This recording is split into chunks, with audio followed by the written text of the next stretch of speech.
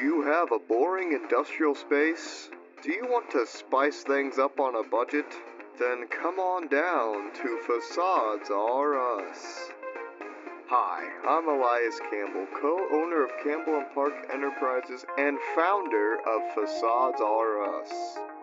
You see, here at Facades R Us, the word back is not in our vocabulary. Our facades are perfect for hiding unsightly areas in theme parks, industrial districts, and here at Facades R Us, we have a wide variety of materials and themes for you to choose from.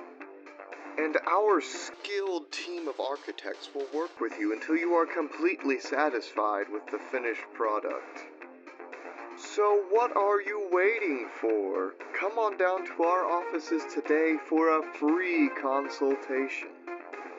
Facades R Us is not responsible for any injury, death, or possible reanimation in the event that...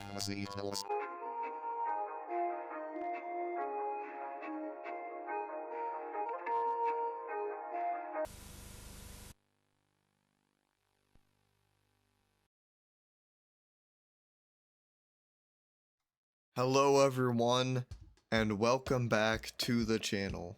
I have been working so much on the interior of this building, and while it might not look different, we've got our villagers all set up. We've got all but 3 of our librarians have trades, and they're not the best trades, but you know, they'll do. And I've also gone ahead and made myself a whole set of armor. So we have our helmet. We have my real abs, which is my chest plate. We have thou trousers and my Crocs. I also got a full set of tools, so we have our fortune pick, we have our sword, we have our silk touch pick, our shovel, and our axe.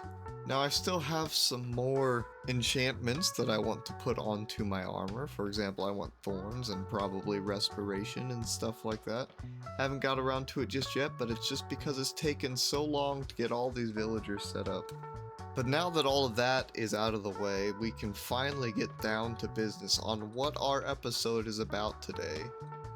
And our episode today is going to be filling out this little area here. I say little, it's quite large. As you saw in the intro, we're going to be building some facades that are going to go around our extra farms that we're going to have here. For sure in this episode, I want to get a wool farm, a bamboo farm, and a sugarcane farm set up in here. I have an entire list of different farms that I want to build that will hopefully all fit within this area and inside of our facades that we're going to be constructing. I also built this quaint little fountain here that I think really helps pull this little courtyard area together in front of the Pantheon. I still have all this grass area here that I need to deal with, but that took so long getting the villager set up, so you'll have to forgive me. I've yet again been gathering up a whole bunch of materials. I don't think this is going to cut it. We're still going to be using... where is it? Still going to be using sandstone. We're going to be using a lot of sandstone and a lot of bricks. My hopes for this build that we're going to be doing today is that it will help tie the theme of this building in with the theme of this building and sort of help establish what our city's going to look like. And it will hopefully give me an idea for what I want this to look like, because it's still really ugly and it's been quite a few episodes since I said I was going to get it finished, so I need to get on that. At this point, I really just need to do an episode where I just go in and do everything that I've said I was going to do up until this point, because we certainly have enough work to fill out an entire episode. Now I'm going to go ahead and get started on building, but before I do, I just wanted to ask you that if you have been enjoying the series so far and you aren't subscribed yet, please do subscribe, and if you're watching right now, maybe consider sticking all the way through to the end. Without any further ado, let's get to work on these facades. So before we hop into a time lapse, I just went ahead and built this, and I just kind of wanted to give you guys an idea of how I came up with these. It was a lot of hours in creative. But that was all after I did some research. So like I've said before, I am heavily inspired by playing the Assassin's Creed games, specifically the ones that are set in Italy, so Assassin's Creed 2 and Brotherhood. And so I've always loved Italian architecture and like the old Italian architecture that you see in those games. And that's why obviously I was inspired to build the Pantheon. And that's what's inspired me to do like a lot of the designs that I've been trying to do. And I feel like I'm kind of settling into a good way of doing these things. And I know that they're not perfect, but it's a mix of a lot of things. It's a mix of me playing Assassin's Creed and getting inspired by that, and then going and looking up actual reference images of real Italian architecture. And also looking at like old plans and drawings of it as well. And then I take all that and then I put my own spin on it and just try to make something that I think looks good, but also has the vibes of that old architecture. And hopefully it comes across well. I wouldn't be posting any of this if I wasn't happy with the way that it all turns out. But as I've been designing all these things and doing my research, I do wonder how it stacks up to the real life version, because obviously I haven't seen any of it in real life. And you guys obviously saw, if you watched the intro, you saw just a little snippet of what this is going to look like. But if somehow there is an actual Italian person watching this right now, I would like to know just how it adds up and what I could maybe tweak just to make it look a little bit better and a little bit more authentic. Because I do like the style that I've put together, but anything that I can do just to make it even just a little bit better, I'd be open to suggestions on that.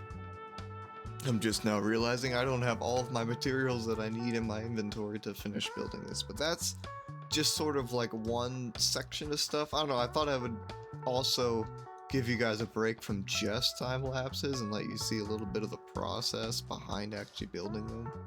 I need to get my glass and my trapdoors in, but that's pretty much how that turns out. There we go, I got it mostly figured out. Now obviously there's going to be more behind it, it's not just going to be this one slice, but you know, that's good enough for now. I'm going to hop into the time lapse now so you guys can see me build it all really fast instead of having me sit here try to figure out words to say. So without any further ado, let's just hop right into it.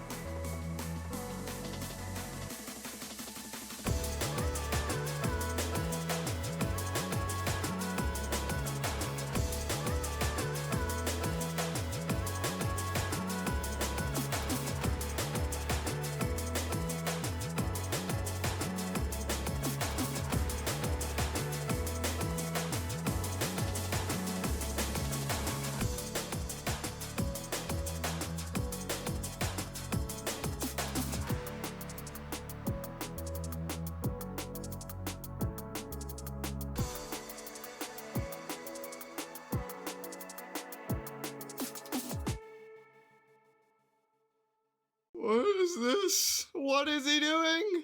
Tell him to leave me alone! Well, our first row of houses turned out pretty nicely, I think. Just look at these things. And it keeps going. It wraps around the corner a little bit here. Oh, it's so nice. I'm definitely going to keep continuing it. As you can see, we've hit the mountain. So we'll have to tear that down so we can keep building these. But yeah, I'm very happy with it. And as you could see on the back side of it, they truly are just facades because, yeah, it's a little sad back here. But this is where our farms are gonna go. And speaking of our farms, I need to go to the Nether so I can get the quartz that we're gonna need for the observers. But I'm pretty dang pleased with it all. And also, I'm sure you saw it a lot in the time lapse, but I'm also pleased I can just do that now. I mean, I didn't even lose any health. Feather falling is so nice, dude.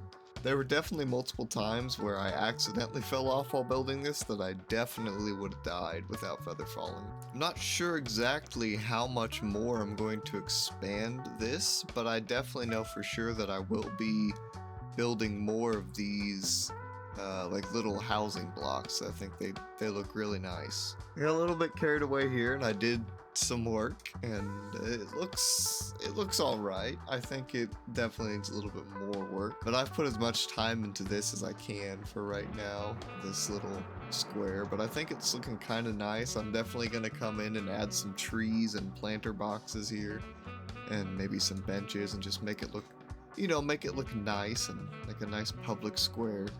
And now I need to go into the Nether, which this is the first time I've been in here since that episode where we built it. And we need to get us some quartz.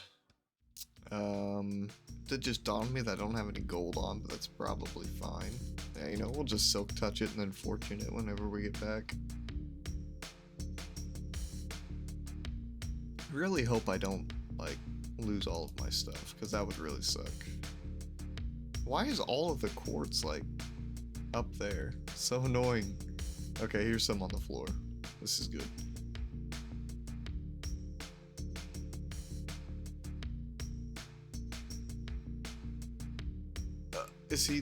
Are you attacking me?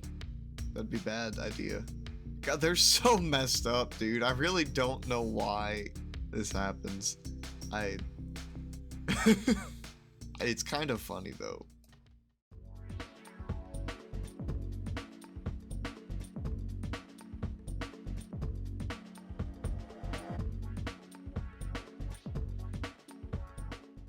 So this is what we ended up with after I hit it with the Fortune 3. We got quite a bit of quartz. I really hope that's enough. So I guess we just have to start...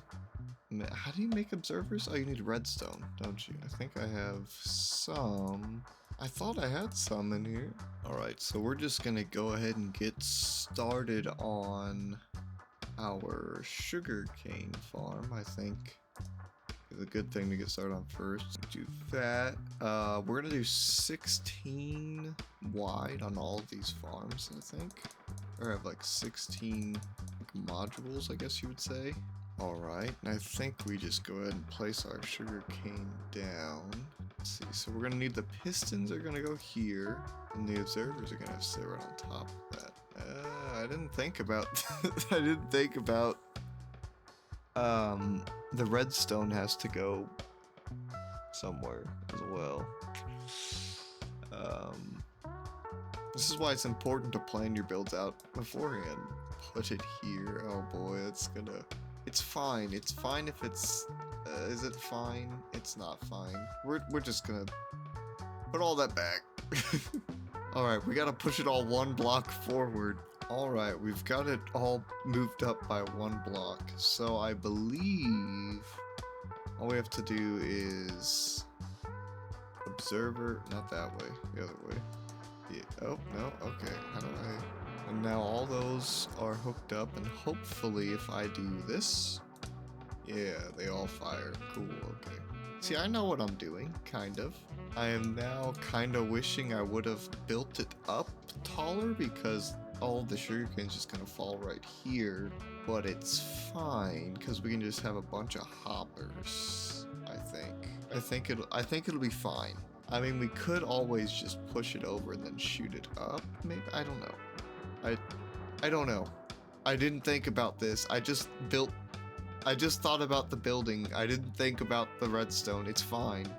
It doesn't have to be efficient or pretty. It just has to work. So for now, we'll probably just do a line of hoppers. Could just have a bunch of chests and then a bunch of hoppers leading into those.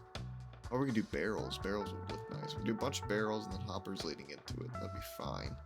And now I think we can just copy this over for the bamboo. So we'll just go 3 over and then we'll just copy that but with bamboo instead. So that one is also now done and it's already harvested once. So that's good. One problem I could see myself having is if they're just producing too much, because I know the bamboo is going to keep producing, like it's super close to harvesting again. So I want to make sure I can have a way to turn it off, and I think, yeah, just a lever there. Yeah, so I think if I just have these, it obviously manually harvests as well, but now they can't grow and it won't activate, so that's good, I think. I should probably go ahead and get storage set up for these because, yeah, that's harvesting very quickly. Alright, so it was a very good idea to put those in because as I was putting the hoppers in, I was getting hit in the back of the head by pistons.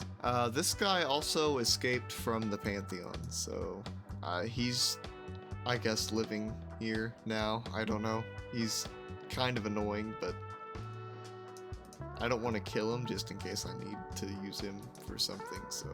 I don't know what it is with that guy, but he thinks that he's just in charge or something. I don't know. He thinks everything here belongs to him. It really doesn't. Alright, so I figured out a little design here. I think it's kind of just the standard sheep farm design, but you know, we've got the sheep will be standing on this, and whenever it eats the grass, that gets detected by the observer, and then that powers the block and this redstone, which makes the dispenser shoot. Yeah, I think that'll work, and then I'll just have to have the sheep will be stuck in there. So now I just have to tile that, I guess, as many times as I can. I'd like to have 16, because I think there's like 16 colors of wool in the game, right? So yeah, I guess I will do that. So it turns out that it's not just the mom, it's all the babies. All the babies are messed up. I don't know why. This is it's so oh no. I don't know what I've done to make this happen, but it's bad. It's bad. After struggling with these sheep for the better part of an hour, I finally got them all in, and I think it's all working. I saw these, well, I mean, obviously they're naked, so that's a good sign. Go ahead and check in on these. That's not bad. Okay. I mean, I don't expect it all to be super fast and get me a million things immediately, but it'll be running while I'm working on stuff, so that was the whole idea. Also, I've noticed that this keeps happening. I don't really know what to do other than have like a hopper minecart, so, but I think it's fine. It's not like it's gonna affect us too much to have a little bit of loss. Definitely could use another layer of each farm, but for right now, I think it's good. And that is going to do it for this episode, ladies and gentlemen. I really hope you enjoyed. Let me know in the comments what you think about this build. If you like it, what you think that maybe we could add to just make it a little bit better. That's going to do it for me this episode, guys. If you made it this far in the video, thank you. And until next time, happy gaming and God bless.